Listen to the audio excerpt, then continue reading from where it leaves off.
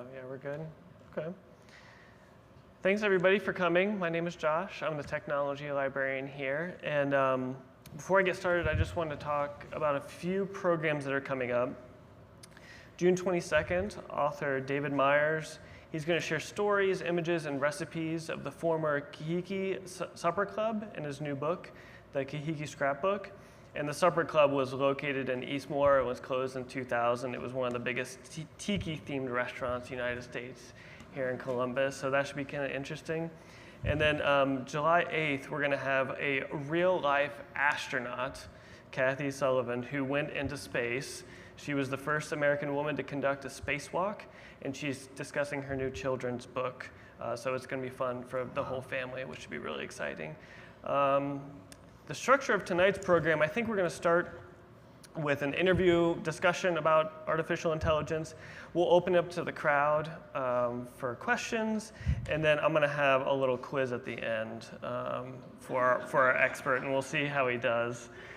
Speaking of our expert, Dr. Ness B. Shroff, he received his Ph.D. from Columbia, worked at Purdue, now holds the Ohio Eminent Scholar, chaired Professorship of Networking and Communications at Ohio State University, or the Ohio State University, sorry. He leads the NSF AI Institute on future edge networks and distributed intelligence. He served as editor-in-chief of IEEE. He's been a technical program chair of several conferences, has served on editorial boards, given keynote addresses all over the world, been featured on national and international television for his expertise on AI and its societal impacts. And his papers have received a ton of awards at top-tier venues. And he received the National Science Foundation Career Awards. So thank you so much for taking the time to be here. So first off, I just wondered if you can give us a little history of AI, maybe like kind of the Cliff Notes version of how we got to this moment. Yeah, be happy to do it. So, I mean, I think, when you're talking about the history of AI, different people will have a different starting point. Okay. And my starting point is around the 1930s with Alan Turing. Okay. And Alan Turing, for those of you who watched The Imitation Game, was probably one of the key founders of computer science and computing in general. And so Alan Turing developed the universal computer, the Turing machine as it's called, in the 1930s, and then later on in the late 40s, early 50s, he developed what is known as the Turing test, which is really also referred to as the imitation game. So essentially the idea was,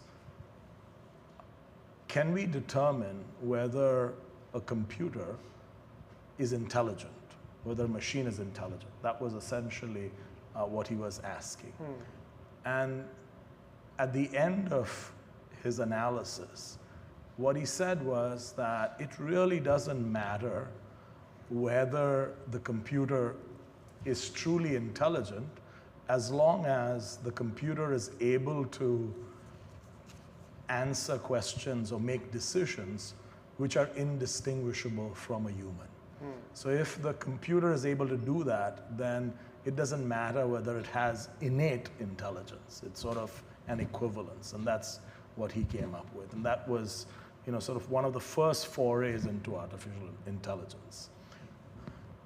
Then another key figure is a person called Claude Shannon. I don't know if any of you have heard of Claude Shannon. He was the founder of information theory. Essentially, everything that we do digitally right now is thanks to Claude Shannon. He's the person who invented the bit, 1 and 0. So all of the digital communications, all of the digital computers were thanks to Claude Shannon. And he created this field called information theory in the 1940s. And so without Claude Shannon, we wouldn't have computing, we wouldn't have communications, we wouldn't have your iPhones, your smartphones, your tablets, whatever, right? So Claude Shannon is a very, very important figure in AI and in digital technologies in general. Most people, when they talk about AI, they point to a conference called the Dartmouth Conference that happened around 1956, I believe. And at that conference, there was a program called the Logic program. I think I forget the exact name, but essentially the idea of this program was it was developed to mimic human intelligence. And what it did in 1956 was it proved 32, I believe, of the 50 key theorems of a particular mathematical, book, very famous Principia. And one of the theorems that it proved, it came up with a very unique proof that no human had come up with. And this was in 1956. So this was a pretty revolutionary step in AI. So people usually point to that time as being the start of AI. And since then, AI has gone through ups and downs. So the 1960s was sort of the summer of AI. Lots of activities, lots of funding, lots of potential. And then we found out that, okay, well, computers were not that sophisticated. We didn't reach the potential of AI. And then the funding went away and it kind of went down. And then again, in the 70s, again, there was a lot of potential with neural networks and then so on and so forth. And then again, funding went away. So there have been ups and downs throughout, between, I would say, the 60s and about the 2000s, 2010. And then one inflection point happened. Number one, computers became much more sophisticated than they are right now. And so you had a lot of computing power which enabled AI. And two, can somebody guess what was the other thing that happened in the 2010s which made AI happen? Yeah, basically data-rich environment. You had things like the iPhone that emerged. You had lots of data that you could use in order to make predictions, in order to do things. Social networks started to emerge, and they wanted to kind of have a model for survival, so they developed the recommendation systems and so on. So that was another big step in the evolution of AI. And then, even during the winters of AI, there was steady progress in AI. For example, when I was at Purdue, IBM developed Deep Blue, which was a mechanism, an expert system which beat the great Garry Kasparov, right, in chess. Now, Garry Kasparov was not only the world champion of chess, he was so much better than, the second, third, fourth, fifth. It wasn't funny, right? He could beat everyone very, very easily in the height of his prime. It was unthinkable that a computer would beat him, but it did. And so that was a big progress. But the bigger progress happened in 2016 when AlphaGo beat the world champion in a game called Go. And this game called Go, unlike chess, was thought to be impossible for a computer to beat because it just had an infinite amount of variables. And so people thought, well, chess, you can do a lot of enumeration and solve it, but Go will not. And so that was a big, a big advancement in AI, reinforcement learning in particular. And then, of course, the advent of ChatGPT, I think, just blew the whole thing up. Yeah, it seems like now the soil is so fertile. Yeah. Data-rich environment. Computers are cheaper now and more sophisticated, and it's just like exponential, right?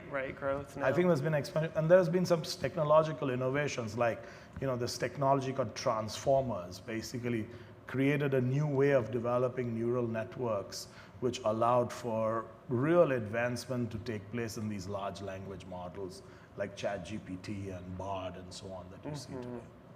You mentioned Deep Blue when you were at Purdue. Yeah. Can you just talk about when you first came across this technology and what made you decide to commit your whole career to it, and then through now, which you're working at AI Edge, and talk about that work you're doing now. Sure. So actually, I came to the U.S. in 1984 from India, and I hadn't seen a computer, let alone AI. So I had no idea what AI was all about. The first time I heard AI was essentially a person that was at a party who was dating a close friend of mine, and he was a Ph.D. student in computer science from France. and he showed me some cool things he was doing with a language called Lisp on AI. That's Cool. the first time I basically, and then when I was doing my master's, there were some folks at the University of Pennsylvania in my group who were working on using neural networks to solve large-scale problems. So that was another exposure where I really started to sort of get exposed a little bit to AI. And then when I started my PhD, I was actually going to use neural networks for a problem called fault detection in large-scale systems. And so, that got me very interested in AI. And then at that time, neural networks were really out of vogue. They were really kind of on the way down, and I was given very sage advice by a person who used to work at Bell Labs who said, I don't think you should do your PhD in this area, and he was right. And I didn't, and then I worked in this area called communication networks.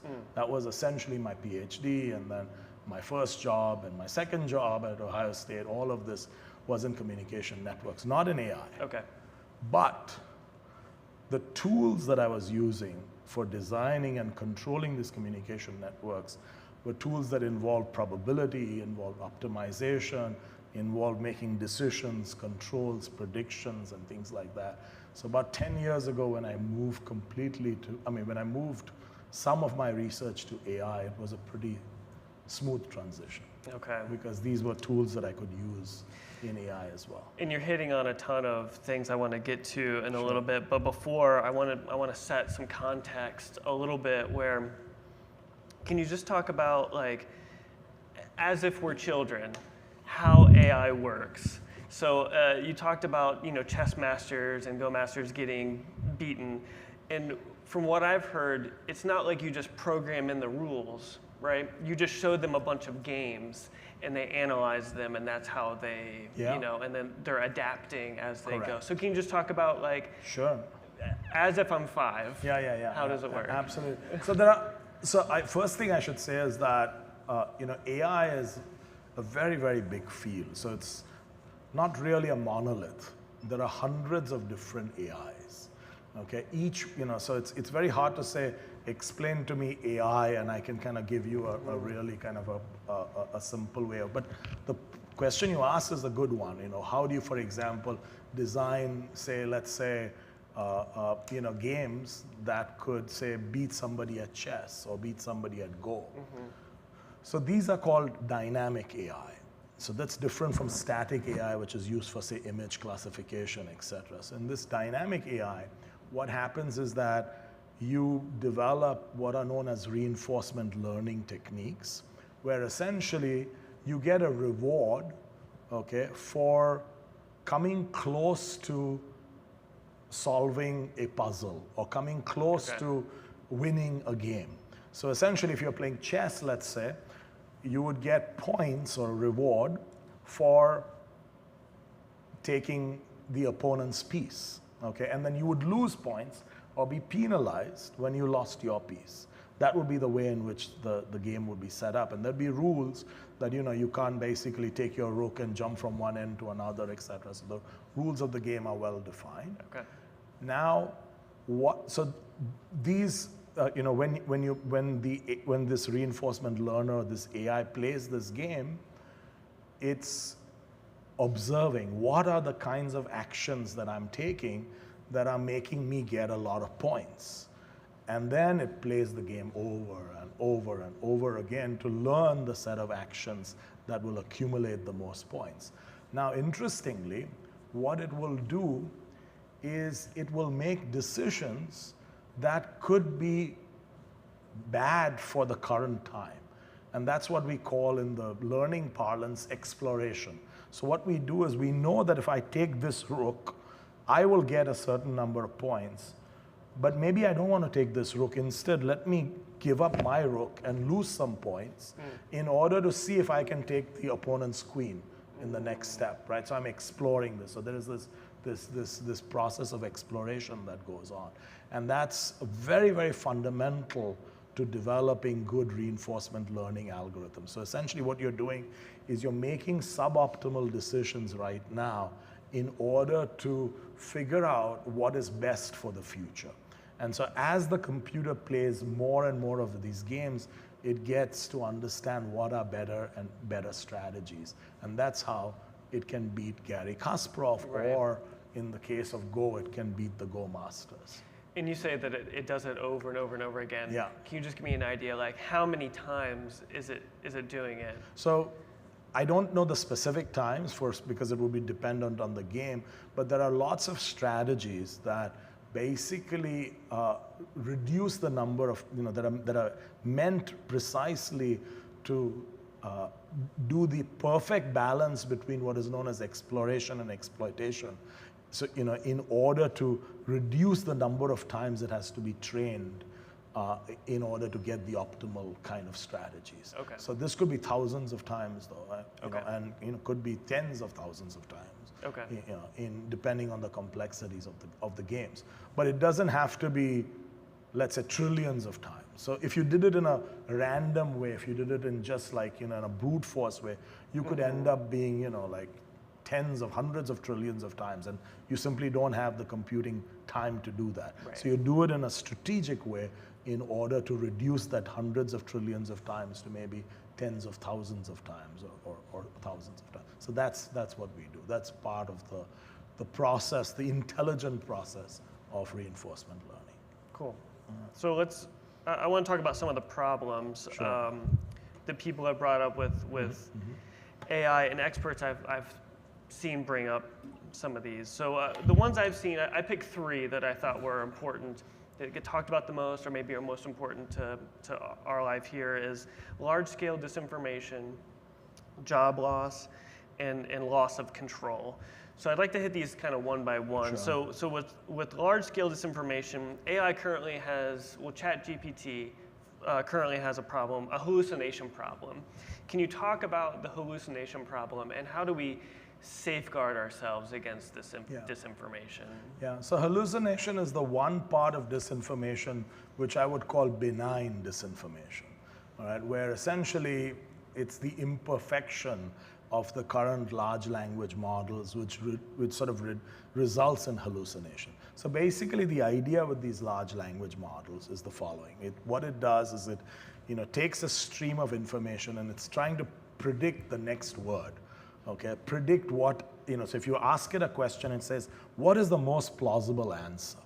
And then if its data set doesn't have a good plausible answer, it might spit out some random answer. So there are times, for example, when I will ask ChatGPT, give me the 3 most important references in a field. And it will spit out references which seem quite normal. Convincing, yeah, but are totally wrong. Okay, and when I go on Google, I can never find them, for example, right? So obviously they're not there. And so it does things like that. And so that can be resolved by normal cross-referencing. Firstly, that's a problem that I think these large language models can themselves resolve by giving more varied data and kind of improving upon various things. So one is from a designer's point of view, but from a user's point of view, whenever you have a new technology, what would you do, right? Before, when you try to use it, make sure that it's working pretty well, right? So if it's something which, you're trying to search, you basically say, okay, this is good information, let me just verify that it's correct. And so I can verify some aspects of it from, a trusted source. That's one. If you're, say, using ChatGPT to write a code, you don't want to put that code in a production system. You want to first test it out, make sure that it's working correctly, and then you put it right. So that's another thing. So there are things that you can do. It's the second type of disinformation which worries me much more, which is where you are, actively creating disinformation which is coming now at zero cost, right? Because you can basically, ChatGPT has some safeguards against that, but you can always create AI tools that won't have those safeguards or will have those safeguards removed. And then you actively create disinformation, which could, exacerbate some of the problems that we already have with polarization and so on in this country. So I'm much more worried about the active disinformation than the hallucination. Yeah, there's the hallucination, which is the machine side of it, right. And then the human side of it is like it's hard to combat that. So I mean, would you just suggest the same safeguards for both, right? Like research, verify a trusted resource. We're getting into a political, cycle, which is already getting, ugly, and you can imagine political ads where somebody's doing something heinous, or their political rival or something like that. So it's just a matter of verifying in your eyes. It's verifying it, and that's one thing which is going to become harder and harder, because the AI technology is getting already very good at developing images, for example, that would be hard to determine whether they're real or fake. And we expect these deep fades to generate videos which are going to be very difficult to determine whether they are, that they're fake or real. So this is something which we have to be concerned about. The only hope that I have is that if people kind of band together, we could potentially overwhelm the good information using these AI tools to kind of push out the disinformation. That's one possibility. But the way the social networks have been designed and their priorities, and the way the revenue models for these social networks are, it doesn't give me a lot of confidence that that's going to happen, because the social network revenue model is, how do I keep Ness Shroff on my system as long as possible? And if I can show Ness Shroff the most provocative news item, or it doesn't matter whether it's true or false, then he or she is much more likely to stay there. Yeah, emotional reaction. Yeah, that's the problem, So the one thing that I've been hearing about the most is job loss. And I feel like that's been getting the most media attention too. What in your eyes, what kinds of jobs are in danger of being replaced, and what kind of jobs are safe? So this is a very difficult question to answer, because we are sort of at the very beginning, I think, of this AI revolution that's really taking place, and it's very hard to determine which jobs are safe. But I think that, I suspect that regarding your first question, I would imagine that jobs that are probably most vulnerable are jobs that have things that are being done which are repetitive. Things perhaps in manufacturing or data entry, things like that. Those would be quite vulnerable. Other jobs that could be vulnerable would be like, where the parameters are relatively easy to define, and they are kind of doing things that are simple decision making, like making a will, for example, right? I don't think you can tell ChatGPT to make a will, and it'll do a pretty good job, right? You can ask, even things like you can ask it to do simple programming for you, and it does a reasonable job. Not always perfect, but if you know a little bit of programming, you can use it quite effectively. So if you look at GPT-4. I don't know I don't remember the exact number, but it scored pretty high in the LSAT exam. So for example, for a lot of the stuff that what lawyers do, it does pretty good job. Pass the bar. So right?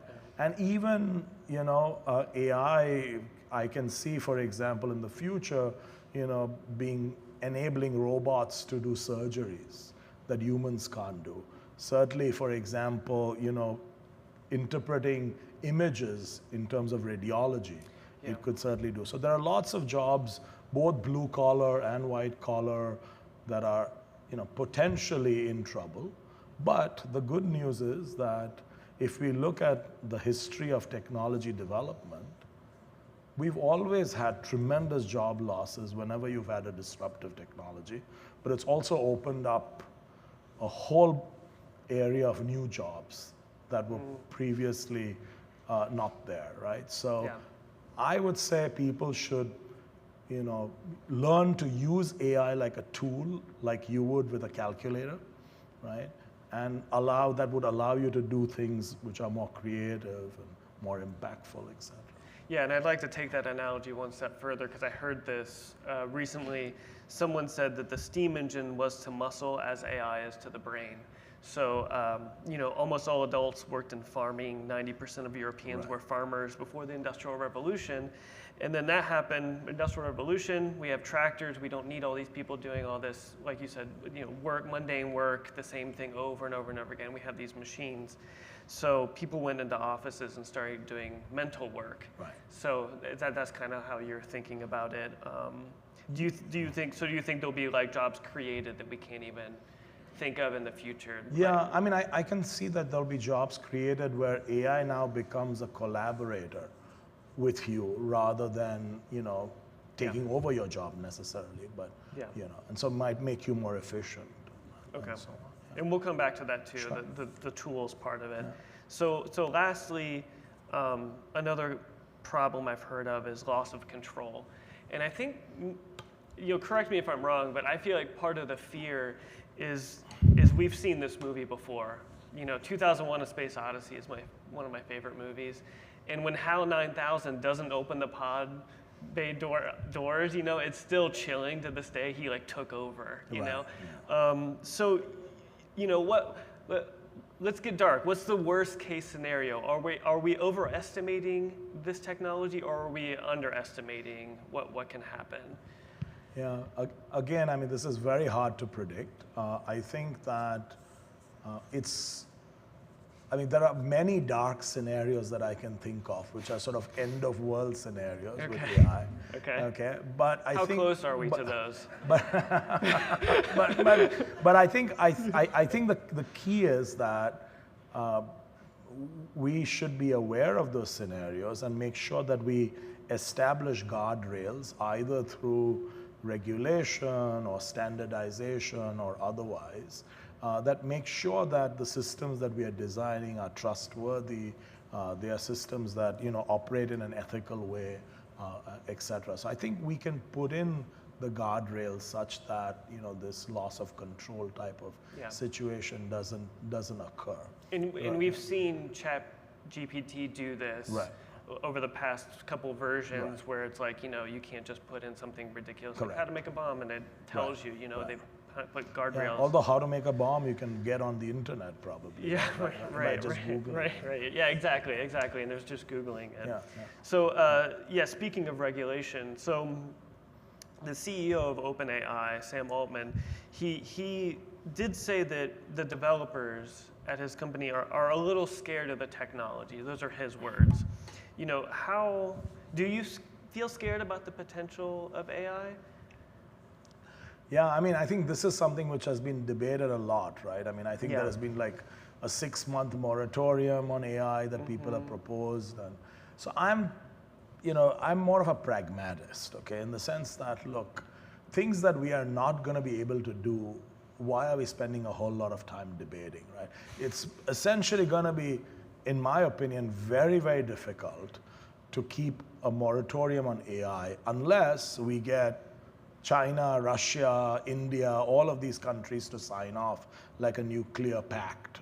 And given the international environment that we live in, I find that very, very hard for that to happen, right? So there's an alternative, which I think Jan LeCun, the CEO of the chief officer, I'm using the wrong title, but anyway, he's a very famous a guy at Meta has proposed. And he suggests an alternative where he provides the Meta or Facebook's source code for large language models to be out in the open. So everything is out in the open, essentially, and that's what he is proposing. And then essentially have standardization. And I personally think that that's an interesting approach. I don't know enough about this, issue to really weigh in, because there are people who've thought about it a lot more than I have. However, I personally think that a moratorium will be difficult to achieve in practice. That's what I will say. But there are, you can make up your own mind. I mean, there are very interesting debates online on this issue, and I can see both points of view. Yeah, and the EU committee just approved some regulations, and I think they just maybe went through the first phase of passing it today or yesterday. And it basically just does things to categorize AI into levels of risk, to require security checks, and makes it kind of limits the range of activities So from self-driving cars to hiring decisions, bank lending, school enrollment. So it would kind of cover all of these as high risk. Do you think, I don't know if you're familiar with these regulations that they just passed. Do you think this is gone far enough? Do you think we need more regulation? Do you think we need the government to step in to regulate?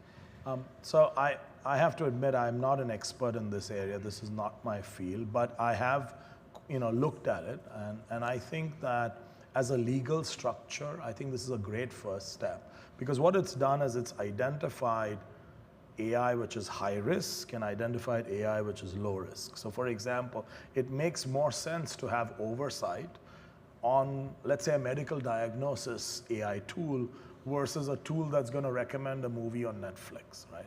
I mean, so clearly, right, you want something like that. So I think it's a very good, first step. Now, whether those kinds of regulations can happen in the US when they've never happened before or very rarely happened before is, I'm not very confident of that. Well, especially in today's political climate, I'm not confident of that. But I think there's several things we can do even without this type of regulation, right? First thing is standardization. So this is something which is done all the time in industry. Okay, so like I work in the communication network fields, we have very clear standards on how things should operate with each other, what are safety issues, et cetera, et cetera. So these can be standardized, and companies can essentially follow these rules that we want AI to be trustworthy. We want to make sure that AI is ethical, it reduces bias, et cetera, et cetera. So this can be standardized, even without regulation that's coming from the government. So I think that's definitely part. The other one is accountability. So this is where, let's say you are using AI to make self-driving cars, and if the cars crash, who is to blame? Right. Right? You need a legal framework to ensure that we've developed a set of tools that make people accountable for what they are throwing out there, right? So this is why I'm very skeptical of these self-driving technology. Even though I drive a Tesla, I'm very skeptical of these self-driving technologies which claim fully self-driven, but they're really not. They're very dangerous. So I think those are the kinds of things where I think accountability is really important. And then third thing, if we're going to do regulation, do it in a way in which it's adaptable as essentially more information comes in, and doesn't stifle innovation, etc. Yeah, and you were mentioning the moratorium. A bunch of tech leaders, if anybody's not familiar, they signed an open letter calling for a 6-month pause on the development of the most powerful kind of AI systems. So the way you said it, it kind of seems like there's three groups that can kind of help regulate this or create standards. So there's governments, there's tech leaders, and there's these companies. Who do you have the most faith in to do that? I mean, it kind of seems like you. So there's a mixture of tech leaders and companies, that do it, and that's essentially how almost all standardization happens, right? So there are various standard bodies, governed by the IEEE, ACM, things. These are, worldwide bodies that kind of come in an agreement, and there is, companies that have more clout usually, get what they want in the standard bodies, but nonetheless there is, input from a lot of other companies and a lot of other leaders as well. Okay, so now that we've gone over some of the problems, let's move to the optimist view of this. So, what would you say is AI technology that's already implemented in our everyday lives that we don't know that's AI technology? Yeah. So if you search something on Google and you type in your query, Google gives you the top 10 items, right? So these top 10 items depends on their classification, their understanding of what is the best match for what you've asked for. And that requires, AI to be there inside, making these decisions. So that would be one. Those annoying ads that you see on Facebook and Google, those are bread and butter AI. They are like reinforcement learning. They're targeted ads specifically for you. Because you Googled, Hawaii vacation or Hawaii, they all of a sudden assume you want to go there, and they'll basically have something for you. But more than that, they might show you some other things that you might be interested in because they say, okay, this person likes the beach, and therefore they might give you ads related to that, or you might, right? So there's a lot of that is also all AI. Your smartphone has so much AI in it. The camera has AI in it. The apps have AI in it. Siri, Alexa, all of these, voice assistants have AI built in it. Your email, the spam filter has AI in it. Yeah.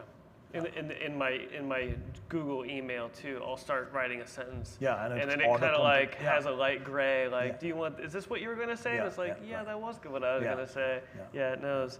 Also, I read an article that Dispatch just released, and you may have seen this, that there's a Wendys in Columbus.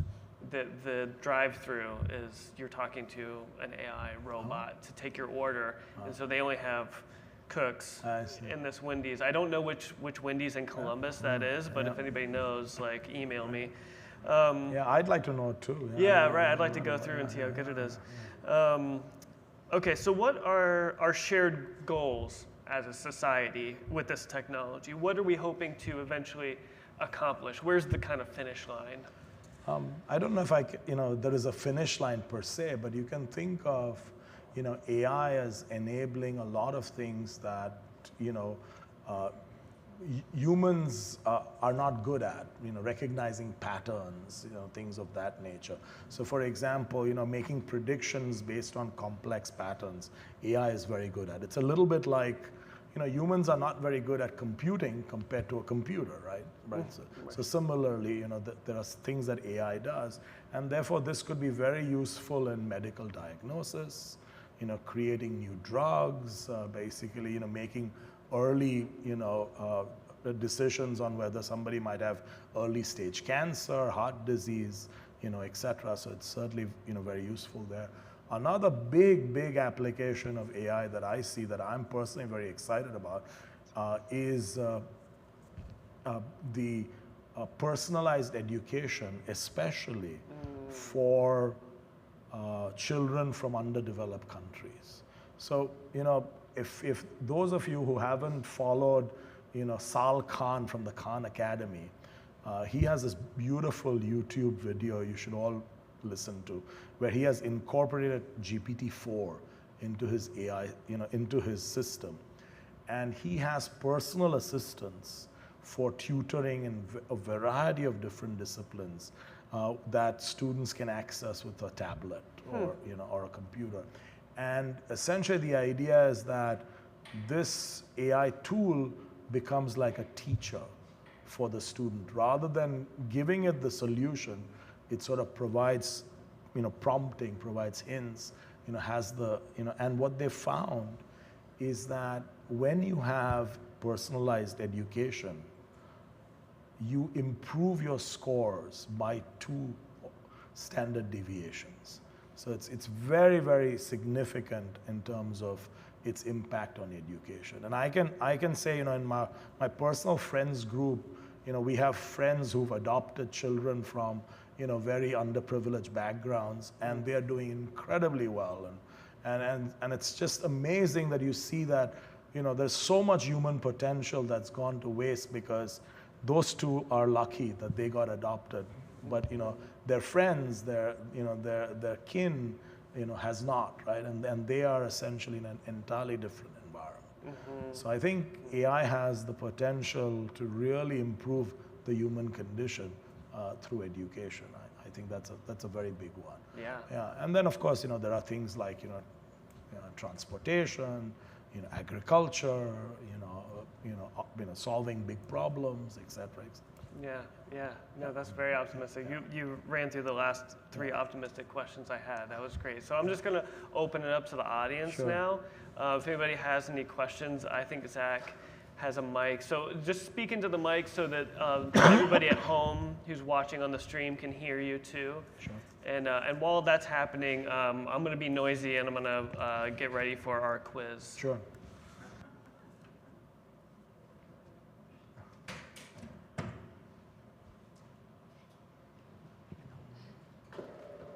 Hi, thank you. I have a question. Do you think that artificial intelligence is a good name for what I'm sorry, this thing is coming down, so I can't.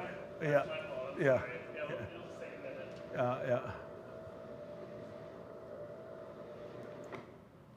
Thank you. Do you think that artificial intelligence is a good name for what we are talking about? Because artificial to me makes it sound so strange and not human, but it is basically human, just with a perfect memory. I was just wondering if you think artificial makes it something like threatening or fake, the name. I suppose, one could call it non-organic, I guess, right? That might be a good name. Yeah, I mean, machine learning is something which is pretty much taken over quite a large space in AI these days. And so that's a lot of what we do really is machine learning. And so yeah, I suspect that the reason why the original name was given was because the intelligence was not human intelligence. That's probably why, yeah. But you're right in the sense that it's imbued with our intelligence, right? We are the ones that have created it in a sense, yeah. Thank you. Hi, Ness. Hey. So do you have any insights or opinions on BlackRock's quantum computer, Aladdin? I'm sorry? Do you have any insights or opinions on the capabilities and power of BlackRock's quantum computer, Aladdin, and its abilities, and what it can do, So and what it is doing? Yeah, I mean, quantum computing is a little bit, outside of my field of expertise, but it has significant potential in, solving problems that are currently computationally infeasible, right? So there is, people have been talking about using quantum computing to, let's say, break, security guardrails that we right now have, right? The computing, basically security right now is protected by, essentially combining products of large prime numbers. So the idea is that, it's very, very difficult to factor products of large prime numbers unless you know what the other prime number is, and that's how things are done. So one of the big applications of quantum computing is doing that. Yeah. But I don't see what the relation to AI is. Well, maybe I'm wrong, but it's my understanding that Aladdin has AI capabilities, and it's currently used to do a lot of the stock exchange manipulations and so forth. Who has, I'm sorry? Aladdin, A-L-L-A-D-I-N. I'm sorry, I don't remember what the acronym means, but it's BlackRock's quantum computer, supposedly the largest, most powerful computer in the world currently. I am not aware of this. I just don't know enough to have an That's opinion. fine. That's fine. Yeah. Do you have any opinion? I'm assuming you know who Yuval Noah Harari is. Yeah, I do. Do you have any opinion on his statement of the equation B times C times D equals AHH? I don't know of his opinion on B times C times D, but I find his books to be quite fascinating, and he's a pretty good sort of technological historian, and he's written about the dangers of AI, and he's written about the dangers of essentially having a situation where artificial intelligence could create significant inequities in the world, and he certainly has a point. I don't disagree with his point. Well, for the audience that may not know, I mean, that equation is biological information times computing power times data equals the ability to hack humans. And he's very serious when he talks about this. And so that's why I'm asking you, because I know you know way more than I do. So I just wonder what your personal opinion is of this. Is he just speaking out of fiction, I mean, what is he really? I mean, is he just insane?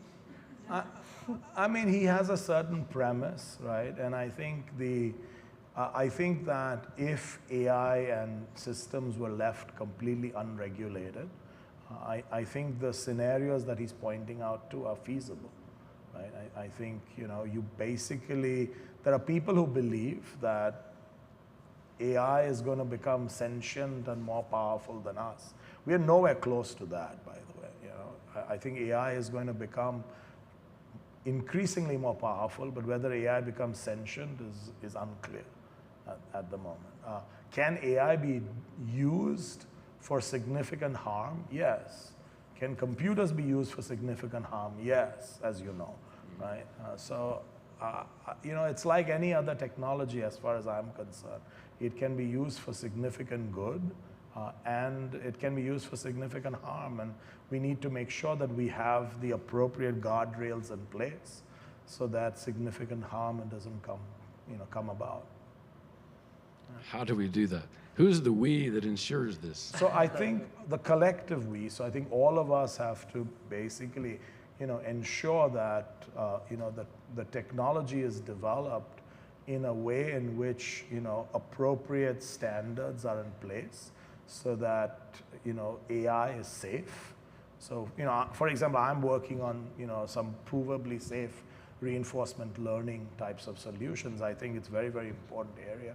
We certainly need to make sure that, the systems that we operate are safe. We also need to make sure that the data that we feed into it doesn't emphasize the biases that we already have.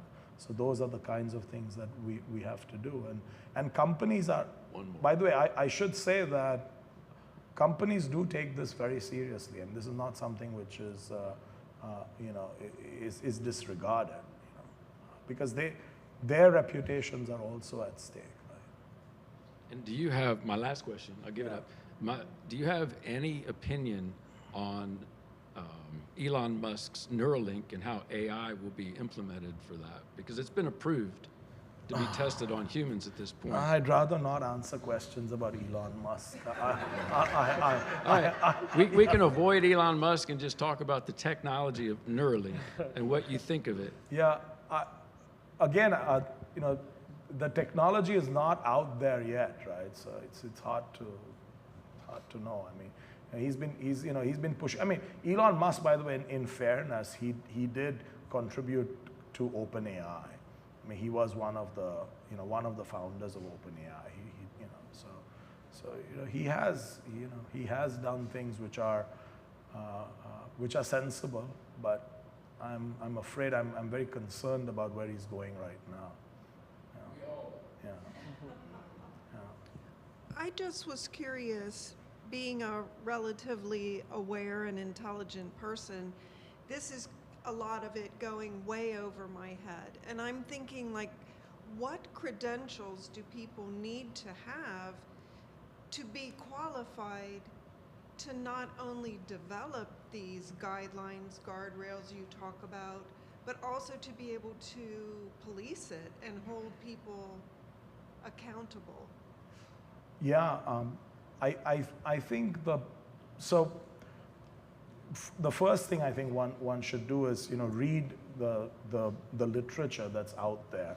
I think a good place to start would be this EU AI Act. I think it's a very nice let's say first step towards AI regulation. Now, the EU may adopt it, and that might force some other companies to adopt it, because the EU has a very large market. And so what will happen is that if companies want to play in the EU space, they need to adopt it, right? And so and therefore sort of be adopted. And this adoption, I'm hoping, will sort of become standardized. But this would be a good place to start. I do think that, and this is where my own expertise is relatively slight, is that AI regulations are areas where I think folks from law need to be involved, folks from public policy need to be involved. So these are and we need to have a forum where they interact with the technologists in order to make sure that the guidelines that they are proposing are reasonable and also enforceable and also practical, right? That is, they are adoptable. So these are the kinds of things that we need to be involved in, yeah. But I think there's quite a bit of literature out there on AI ethics, and which is worth looking into. In fact, there is a whole entire field of AI ethics which is actually quite important, and I think it's reasonably accessible. Let's put it that way. Yeah. We'll take maybe 2 more questions and then we'll move on to the I don't quiz. know if this is actually working. We have consciousness from our brain, and I guess we don't exactly have any idea where that came from. But I've heard a theory that it's just because we have so much intelligence in here, so many neurons connecting. And do you think AI is going to get to a point where, with Moore curve and everything like that, where it just gets so sophisticated that it's going to have a consciousness too?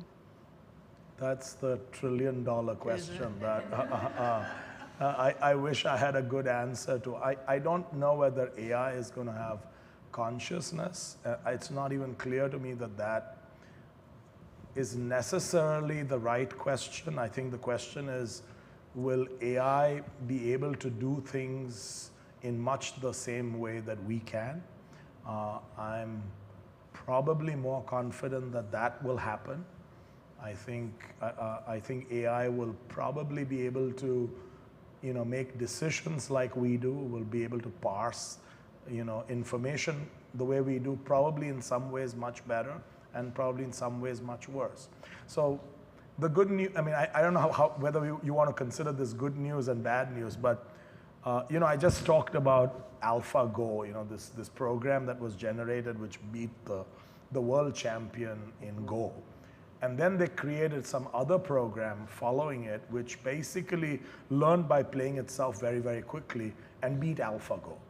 Okay, right. And that became, like this incredible achievement. Turns out that recently a Go player who is not a world champion, but who is, I think, sort of an amateur good player, found a way of beating that program. Okay. So, humans obviously are also capable of adaptation, right? And so it shows that, AI is not necessarily, even in this particular regard, it's not necessarily always better than humans. And I think another thing to keep in mind that I've read a lot about is narrow intelligence versus general intelligence. Yeah. In some of these programs that can beat a chess master, they can't beat a 5-year-old at tic-tac-toe. Correct. They don't understand the rules, so they don't have a general intelligence. Right. They're really, really good and hyper-focused on chess, and that's Right. it. Yeah. So there's that part of it too, and same thing with ChatGPT. It's a language model, and it's really good at language, but it's not necessarily good at, telling you factual things. Right. I mean, what it does, it's processing. It's essentially ChatGPT is essentially responding to information in its database. Yes. And making decisions. That's true. However, is it that different from us? I mean, we are processing information within our own database and making decisions. Right? Yeah. So, I mean, the whole area of general intelligence is one which people are working towards. Of getting away from expert systems, but certainly we are not there. There are some folks like this Google engineer who claims that he thought AI was sentient and so on. I'm skeptical. Okay, I promise one more question. So does somebody have one more short question before we do a quiz? Okay, go ahead. So I don't know much about AI. So from your talk, it seems to me that AI, what it gives us is related to things that happened in the past, on things that are already there. Like it takes the information, it observes. But, and we were talking about consciousness, so I was wondering as far as creativity and imagination, because coming up with new ideas. Is that something that AI can do?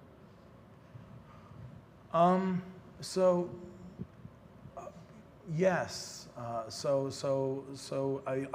again, in playing games, for example, what AI has shown is that their way of playing is quite different from the way a human grandmaster plays a game.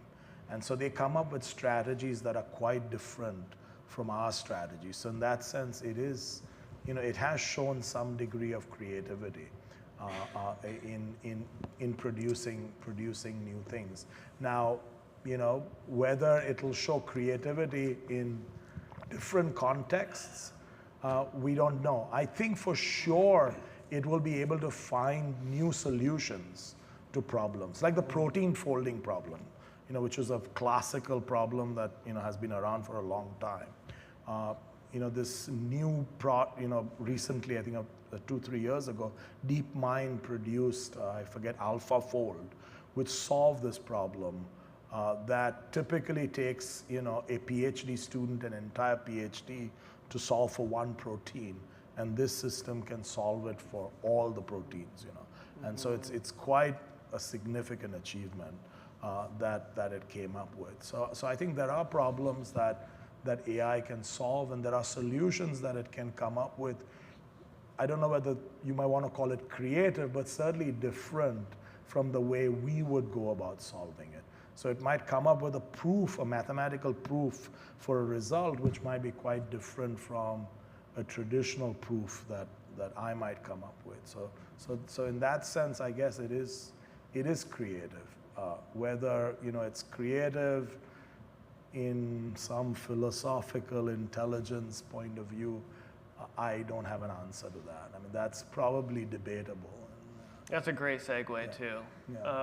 Yeah. So I made a quiz for you, and this all spurred from this picture of the Pope, which I don't know if you guys have seen, but this came out a couple months ago, and it Twitter was on fire about it, and just like how cool his coat looked and all that kind of stuff. It turns out that all of these images are artificially rendered. Yeah. They're not real images of the Pope. So I won. Yeah, I think everybody was mostly focused on the coat and how cool the coat looks, which it is a really cool coat. So yeah. So anyway, I made up a game where it's called Real or Rendered. And basically, I took stock photos and I tried to recreate them sort of using AI. Mm-hmm. And so we'll do it Price is Right style. So if you guys want to yell out which one you think is real and which one you think is rendered, like that's cool too. So are you ready to play? Yeah, Okay. I'm pretty sure that I'll fail this test. Okay, well I'll give you a couple of easy ones, and then we'll get to the hard ones a little Sure. later. Zach, actually, do you mind turning off the stage lights? Yeah. Yeah. Okay. Because All right. as my wife can attest, I'm not terribly observant. Okay. So which one do you think here? Yeah, well, here it appears like that's probably the fake one, right? Yes, that is the rendered one. You can tell the yeah, eye. yeah. Okay, all right, next one. This Go with your gut. a little bit Anybody in the audience? harder to kind of tell. I would say rendered on the left. Yep, that's right. It's his a little hands too smooth. Yeah. We're getting harder. Yeah.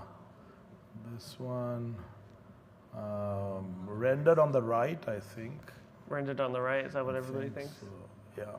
Good job. All right. You see, you're doing really well. It's going to get harder though. Any donut places open this thing? Okay, I'm hearing a mix here. Dr. Shroff, your final answer? Honestly, I'm not sure, but let's go with rendered on the left, since that was an audience one. You're doing it. The audience is smarter than me. You listen to records? Yeah, rendered on the left. That's right. Okay, this is Monet. What's the real Monet and what's AI Monet? AI is on the right. Yeah. You think the, okay, all right. Yeah, I think Audience, so. you I think so think so too? too. Yeah, you're right. 1906? Oh. Right. Okay, how about Picasso?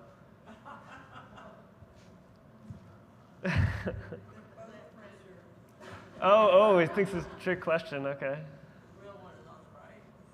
Yeah. Real one's on the right, I think. Okay, Yeah, all right, yeah, there you yeah. go. You got one, Yeah. 41. Cityscape. Yeah.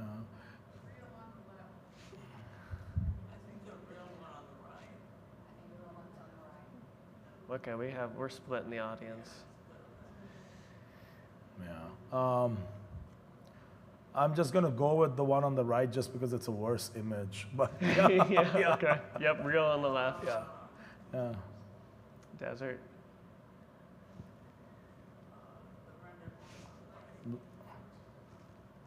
Rendered. Yeah. I mean, at this point, we are kind of just guessing, right? Is there a particular? I feel overwhelmed. Yeah. Yeah. I want to say the rendered on the right. Yeah, yep. Yeah.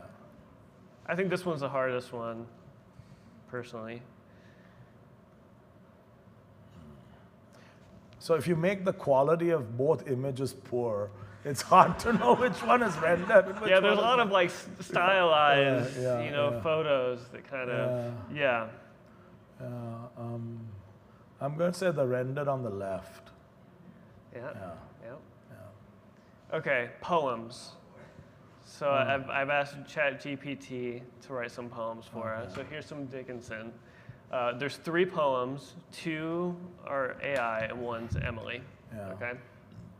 A bee in amber's chambers held, darts amidst the meadow's gold, its wings a hum of rhythmic grace, unveiling nature's secrets untold. The pedigree of honey does not concern the bee, clover any time to him is aristocracy. A tiny bee in golden sheen dances amidst flowers, a sight serene. Audience? What was that? I think the bottom one is a fake. Okay, bottom one's a fake, she says. Anybody else have a guess? So there are 2 fakes, or 2. There's 2 fakes, 2 fakes. and there's 1 real. The one. Okay, they're saying the right and the bottom are fakes. Yeah. That's your help from the audience. What do you think? Seems reasonable to me. Okay, let's try it. Yeah, let's try it. Yeah. That was a real one. That was Ah, a real one. Which is the real one? the right this one. this top right one here. Yeah. Yep. And then we have a Shiki haiku. He had a famous haiku about killing a spider. So I have 3 spider haikus. 2 are not real. 1 is real, okay? After killing a spider, how lonely I feel in the cold of night. 8-legged spider, silent in fragile realms grasp, peace found in swift end. In shadows it creeps, silent predator of web, nature's dance, swift end. I have no idea. Any feelings? I'll ask the audience. Okay, we'll make this up for the Yeah. audience. This is the left. Okay, you think the top left is rendered? Anybody else? Type right's real? Is that what you're saying? Okay, anybody else have any? Okay, here we go. Top left is real. So yeah, so we'll have Zach crunch the numbers and tell you how you did, and we'll send you a prize Sure. and all that. Yes. I just wanted to comment when you were showing those images. My daughter is a software engineer in a video game company, Mm-hmm. and her partner is what's called a rendering engineer. And he was trying to explain to me the different trigonometric functions that they use to make things look more real, like your hair, it has to flow a certain way, it has to reflect some light, absorb some light, and so there's an actual person. I mean, there's actual people who have training to make rendered things look. That are actually Yeah, doing it. Yeah, definitely. Yeah, It's so those were all made with Bing's software, but there's other ones that have different, algorithms or however Yeah. they do it to make it look different. But Yeah. but yeah. Well, Yeah. that's it for tonight. Thank you for everybody for coming. Thanks everybody for watching online, and thank you so much for Sure. taking the time and hanging out absolutely. with us. Yeah, my pleasure. Yeah. For those of you who haven't played with these programs, I highly recommend doing it. I think they're quite cool. They're pretty quite fun. Yeah. Thank you. Sure. Oh, and then if you want to scan the QR code, this is just a survey for tonight's program. If you want any feedback.